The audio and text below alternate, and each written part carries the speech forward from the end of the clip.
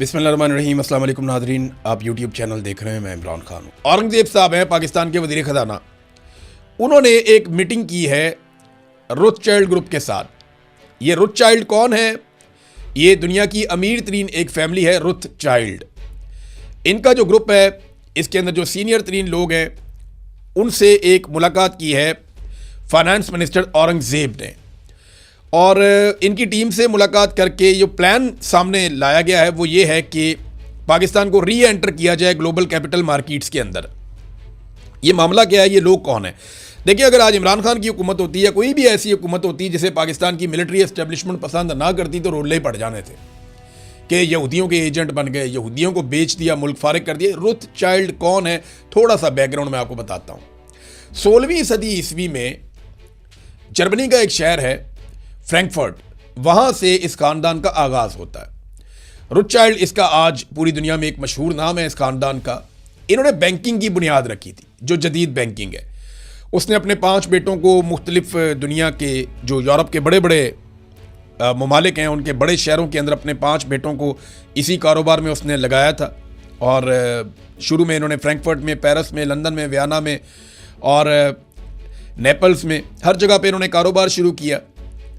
ये हाउसिंग का काम करते हैं, हथियारों का काम करते हैं, माइनिंग का, बैंकिंग का, एनर्जी का, फूड्स का, इंजीनियरिंग का, इंटरटेनमेंट का, क्लब्स का, क्रिप्टो का, शराब का, मवासलात का, टेक्नोलॉजी का, आलमी मालियाती कारोबारों में हर तरफ ये ख़ानदान शामिल है।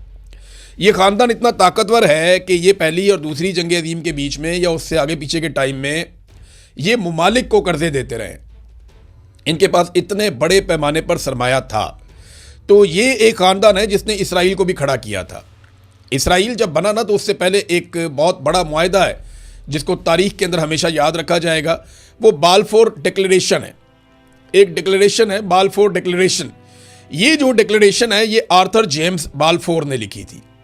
और ये एक डिक्लेरेशन जो भिजवाई गई थी वो रोथस्चिल्ड फैमिली के उस वक्त के सरबराह लियोनल वॉल्टर को भेजी गई थी। लियोनल वॉल्टर, इसको ये भेजी गई थी डिक्लेरेशन, और ये लिखी थी बरतानिया के वज़ीर ख़ारजा ने। और इसके मुताबिक बरतानिया ने यह फ़ैसला कर लिया था, या ये डिक्लेयर कर दिया था कि फ़लस्तीन के अंदर यहूदियों की आबादकारी होनी चाहिए और उन्हें वहाँ जगह मिलनी चाहिए। सबसे पहले जो रोथस्चिल्ड फैमिली है, इनके पास क्योंकि बहुत ज़्यादा पैसा था, तो इन्होंने बेशुमार ज़मीनें खरीदी फ़लस्तीन में, और वो ज़मीनें खरीदते गए और वहाँ पर यहूदियों की आबादकारी होती गई। फिर एक एक करके यहूदियों के काफ़िले वहाँ पे पहुँचना शुरू हुए और बड़े पैमाने पर वहाँ आबादकारियाँ हुई। तो इसराइल की बुनियाद के अंदर ये फैमिली रोथस्चिल्ड शामिल है। और जितना इन्होंने इसराइल को सपोर्ट किया है और आज तक कर रहे हैं, कमाल सपोर्ट है सहयूनियों के साथ। यानी यहूदियों में 2 तरह के तबकात हैं। कुछ ये समझते हैं कि रियासत नहीं बनानी चाहिए, इसराइल गलत है, वो नहीं बनना चाहिए था। कुछ ये समझते हैं कि नहीं, बिल्कुल ये बनना चाहिए था। तो सहयूनियों का ये मानना है कि ठीक है।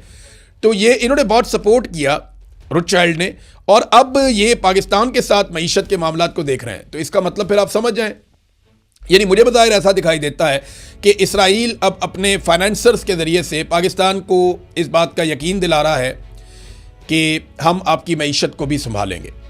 यानी अब पाकिस्तान की मईशत को संभालने के लिए जो दिखाई दे रहा है इस मुलाकात के बाद, वो ऐसा है कि जो इसराइल के सपोर्टर्स हैं या जो खुद इसराइल के बनाने वाले हैं, वो अब पाकिस्तान को इस भंवर से निकालेंगे जिस पे पाकिस्तान मईशत में फंस गया है।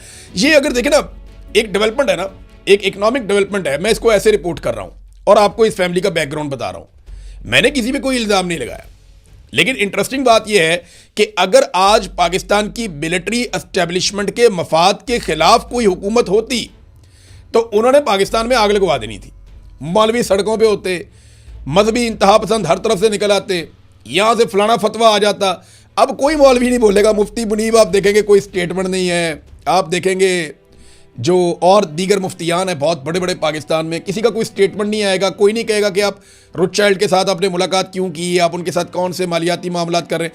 देखिए, ये खालिसतन मालियाती मामलात हैं। आप जो बाकी पैसा लेते हैं वो आप किन से लेते हैं? वर्ल्ड बैंक कौन है? IMF कौन है? और बाकी लोग भी ऐसे ही हैं। लेकिन किस तरीके से पाकिस्तान में इन चीज़ों को मैनिपुलेट किया जाता है, किस तरीके से पाकिस्तान की मिलिट्री एस्टेब्लिशमेंट नफरत को बेचती है और उसको इस्तेमाल करती है, ये हमने हमेशा देखा है। बहरहाल ये चीज़ें मैंने आपके सामने रख दी हैं। अब देखते हैं इसके ऊपर हुकूमत क्या कहती है। बाल्फोर डिक्लेरेशन मैंने आपको थोड़ा सा बताया, ये 1917 में था और तब से अब तक जो है वो इसके असरात आज भी 100 साल से ज़्यादा गुजर गए, लगभग 109 साल हो गए, इसके असरात आज भी मौजूद हैं दुनिया में। नाज़रीन, वैसे भी पाकिस्तान की जो खारजा पॉलिसी है या मईशत है या बाकी चीज़ें हैं, वो सारी की सारी मिलिट्री एस्टेब्लिशमेंट के कंट्रोल में है। मिसाल के तौर पे मैं आपको यहाँ पे एक खबर देता हूँ, कुछ नए एम्बेसडर्स या सफ़ीर जो हैं जो दीगर मुल्कों के अंदर जाएंगे, वो कॉन्ट्रैक्ट के ऊपर भर्ती किए गए हैं।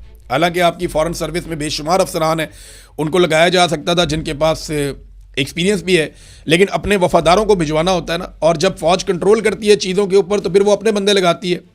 तो ये 15 बंदे अभी अपॉइंट किए गए हैं हुकूमत की जानिब से, और कॉन्ट्रैक्ट के ऊपर इनको अपॉइंट किया गया। यानी अब कॉन्ट्रैक्ट के ऊपर हमारे सफ़ीर जाएंगे और जाके दुनिया में हमारी सफारतकारी करेंगे। अंदाज़ा करें आप, कॉन्ट्रैक्ट के ऊपर सफ़ीर रखे जा रहे हैं जिन्होंने सारी ज़िंदगी यही काम किया है फ़ॉरेन ऑफिस में, उनको नज़रअंदाज कर दिया गया। ये जो 15 बंदे रखे गए हैं, इनमें ज़्यादातर फ़ौजी बैकग्राउंड के हैं। यानी इनके अंदर बहुत सारे नाम है फ़ौजियों के, मैं क्या नाम लूँ, लेकिन आपको मैं मुल्कों के नाम बता देता हूँ। नाइजीरिया के अंदर एक जा रहा है, एक जो है वो जॉर्डन में उर्दन में जा रहा है, एक जो है वो तुर्कमानिस्तान में जा रहा है, एक जो है श्रीलंका में जा रहा है, एक सीरिया में जा रहा है, शाम में, और इसी तरह एक और फ़ौजी ऑफिसर जो है वो जा रहा है वियतनाम में, एक कतर में जा रहा है, यूक्रेन में भी एक फ़ौजी ऑफिसर ही है रिटायर जिसको भिजवाया जा रहा है, और इसके अलावा मालदीव्स के अंदर जो है वो एक रिटायर ऑफिसर जो है वाइस एडमिरल, उनको भिजवाया जा रहा है।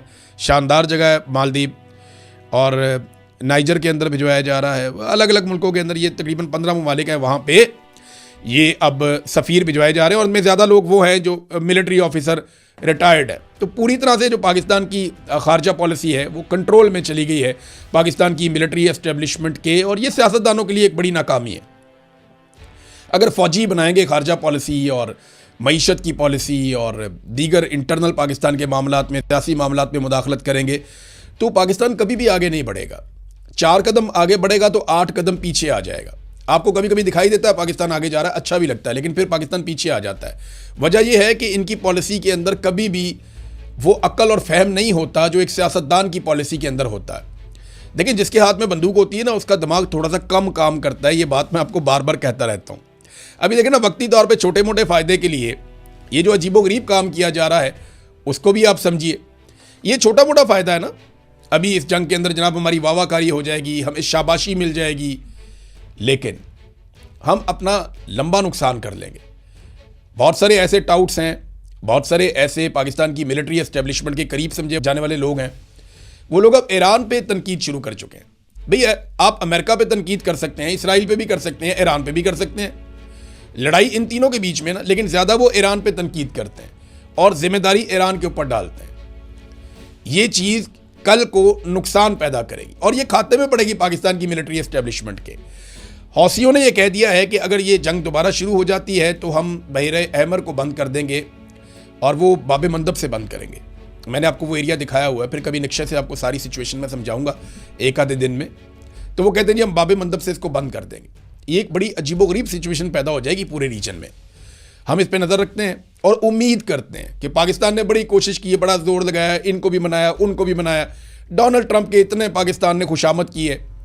अगर ये जंगबंदी हो जाए तो बड़ी अच्छी बात है। थोड़ी बहुत face saving Pakistan Donald Trump को ले दे, क्योंकि उसे सिर्फ फील्ड मार्शल आसिम मुनीर से और शहबाज शरीफ से उम्मीद है दुनिया में, और तो कोई उसको फेस सेविंग लेकर दे नहीं रहा। तो अगर ये हो जाए तो बहुत अच्छी बात है, बहुत अच्छी बात है, सबकी बचत हो जाएगी। वरना फिर हम नज़र रखेंगे, खबरें आप तक पहुँचाएंगे। अब तक के लिए इतनी, अपना ख्याल रखिएगा, अपने चैनल का भी। अल्लाह हाफ़िज़।